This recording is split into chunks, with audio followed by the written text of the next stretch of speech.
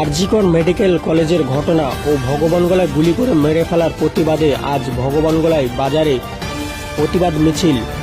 CPM পার্টির উদ্যোগে একটাই আওয়াজ উঠে আসছে, দোষীদের ফাঁসির চাই ও মুখ্যমন্ত্রী পদত্যাগ চাই। আর এই মিছিলে পা মেলান 8 থেকে 80 সব ধরনের মানুষ এবং আরজিকর ঘটনার দোষীদের ফাঁসির দাবিতে এবং ভগবানগোলা রমনা ডাঙ্গাপাড়ায় শুট আউটের আসল দোষীকে অ্যারেস্ট করতে হবে বলে জানান ভগবানগোলার সিপিএম পার্টির এরিয়ার কমিটির সম্পাদক কামাল হোসেন।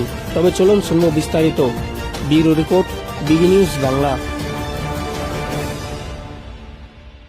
আরজি করে